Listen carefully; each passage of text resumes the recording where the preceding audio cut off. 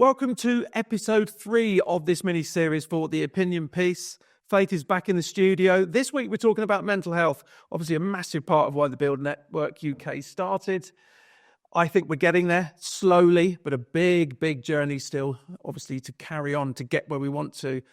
Let's hear it from somebody a lot younger who's recently come into the industry, because these are the people we need to look after because they've got a long career ahead of them. Faith, welcome back. Thank you. First question, I guess.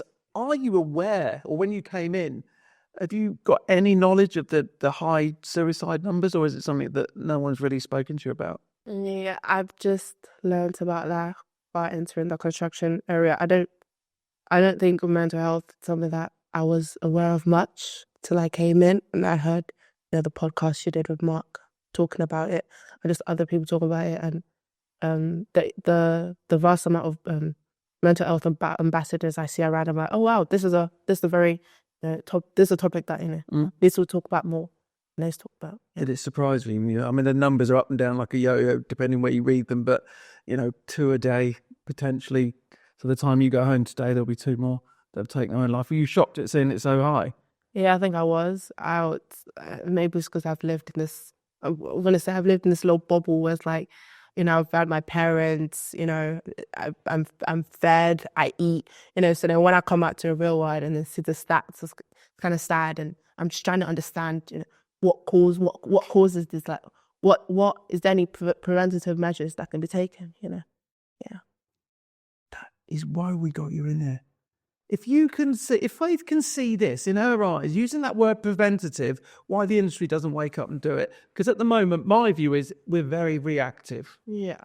When someone gets to the end, they've had enough, they're not downloading apps or texting numbers, they're done. If we eradicated that problem, nobody would get there. So again, I think preventative is such a great way of looking at it. I believe if we do more proactive stuff, so it stops people getting there, we won't have this problem. Yeah. Is there much done with your work colleagues? Do you talk about it much? Is there anybody that comes in and does talks? Or is it something that's kind of there in the background? I know it's talked about. I think they have a HR kind of group, like HR group dedicated to it. Because when I was sending some images, some emails to HR, and I saw at the end of the signature, they say, "Oh, I'm a mental health ambassador. Talk to me where you need to." And there's a the HR allocated to each part of the business. So your HR, your HR person, and there's such a tight-knit group in the company, I feel. So I thought like mental health they are aware of it, and I believe it is being taken care of, so which is good. Do you think your generation talk about it more or less than, say, my generation? Is it something you feel more comfortable talking about with your friends and work colleagues, or are you kind of the opposite? Yeah, I think it's become an easier subject to talk about. There was a TikTok trend going around a couple of months ago that said, check on your friends' mentors, and a lot of people are like doing videos on that where they call up their friends and then literally ask, "Are you mentally okay?" Not in a bad way, but Yeah. And they ask their male friends specifically because, of course, we know that males like to hide things, and of course they might laugh it off. But I think even if they say they're fine, if someone asks, it makes them feel like they're a bit valued. Do you understand? So even if someone doesn't give it, someone says, "Oh yeah, I'm fine," they think they're fine. Just you asking has already done something. So this generation, they do ask, "How's your mental health? Are you feeling good?" And I think, yeah, that's a really good thing. Yeah. Would you be comfortable going to your HR department if you're having a bad day or a bad week? Is it something you feel comfortable in your work environment to do? Would you kind of stand off a bit? Certainly, I will talk to them. I will talk to them about any issues I have. The administrative person on the team, she's so lovely. I came in one day, I was late, I was just tired, I was flustered. And I felt sick at the same time. And then she instantly noticed, she said, "Faith, you have to go back home." So if, where I felt seen, it would be easier for me to talk out about it if I had any issues. My manager, she's a lovely, lovely person. Any issue, I could talk to her. If I needed a day off, like I'm not feeling great, my mental health is not good, she would absolutely say, "That's fine." HR, I could talk to her, love it. So, if you have all these people that support you, it's way easier to talk out, and whether make you feel comfortable, make you feel heard, make you feel seen. I think that's a really big thing. someone is be able to feel seen in order to speak out. You can't speak out without feeling not seen. Yes, in order to speak out, you have to feel like you are seen. Yeah, totally. I think that's really interesting because obviously my background's very much on the tools out on site.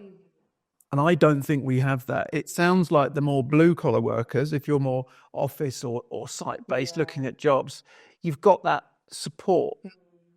Whereas do you see when you go out to sites, obviously all the, the trades and the subbies and supply chain all running around? I mean, as you say, being seen, they're probably not, are they? Yeah, they're doing their own thing. There's a big contractor that then subcontracts, and they might just feel like, a number. They're just here to work, feed the family and go home. So they might not feel, there's not that really, there might not be that feel of, me, I know you, let's talk, So I think that's why in the more tradesman role, there's more suicide rates there.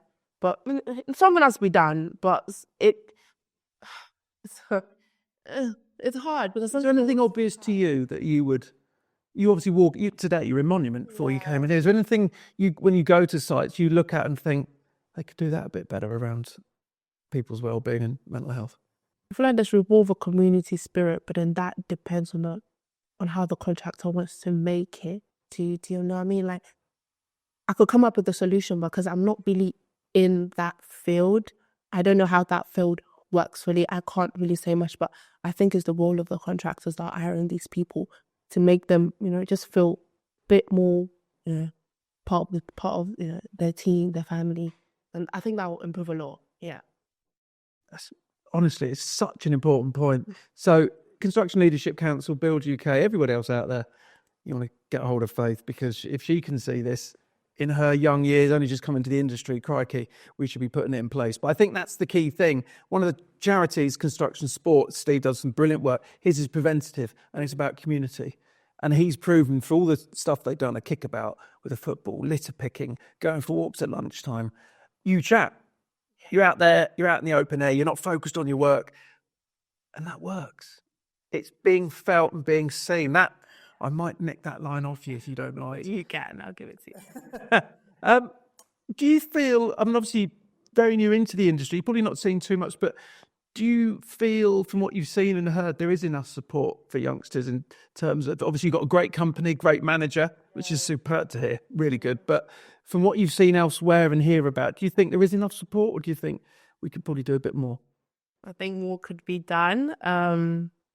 I think when I say I have the support of my company, I feel that as a privilege because, of course, I do talk to other apprentices, and their situation is very different from mine. So theirs are very much work. Like they bombard them with a lot of things. So even if they do have something to say about the mental health, they feel like they can't really say it because there's such a high expectations of them to deliver the work. So to then talk about, oh, I'm not feeling great today, can I take a day off? They might feel a bit scared to say that, because it's like the apprenticeship it's like the company holds your future in their hands. They pay for your apprenticeship and they could drop you like that. So there might be, that kind of fear, depending on how the work environment makes the individual feel about whether they can speak up about it or not. So I think it's definitely about the environment that companies build for their apprentices or for their workers in general, just not apprentices, workers in general. I'd sort of pick up on what you said there. Some apprentices feel like they could be dropped just like that. Is that how you guys think? Because you hear the stories, because if a company has an apprenticeship, they can go bust and they can just, you have nothing to do. There's a story of a guy on LinkedIn that came up on my LinkedIn feed. I forgot what company it was. 2 months into the company, it's the same age as me. 2 months into the company, they axed him from the apprenticeship, and he had to go. And I praise him for going to look for another one. So that happens. See, that's ludicrous. 2 months in. I mean, yeah. What attraction is there for friends of yours or colleagues or whatever to? I just think that's fundamentally wrong. Yeah, it is. Like if something happens to a company and you have to go out to another company and say, can you take on this apprentice? I'd hear that, but just to drop someone, like, I don't think it's ever right. No matter the situation, like go find another company that would maybe take them, because you've taken them in and you're meant to have a responsibility for them, for their welfare, for their mental health, for their everything, and just to just so this cut ties, I don't think is right, but It's fundamentally wrong. it is. I think if you commit to delivering an apprenticeship, let's say it's 3 years, you keep that. I mean, obviously things can change if the company goes bust or you move away, things happen. But if you're here working, they should honour that 3-year apprenticeship. I think that's an important point that we will take away and look into, because I think that, to me, would you say as a finishing this episode that you need security coming in? Because if your mind is thinking, I might get cut, do you think a lot of people are going, I'll go and look at something else in construction? Yeah, I saw that on TikTok. There's a lot of social media. I saw that on TikTok the other day because someone was giving their view about why you shouldn't do an apprenticeship. And one of the main point was that, there's that fear that you get cut, that there's no security.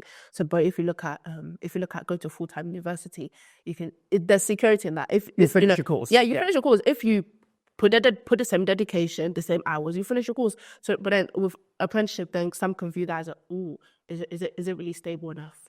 Yeah. An alarming thing to hear, but brilliant way to finish the 3rd episode. I think this is just, I would say music to my ears, it's not, but hearing something through Faith's eyes, how she sees the industry, we shouldn't be bringing apprentices and cutting them after 2 months.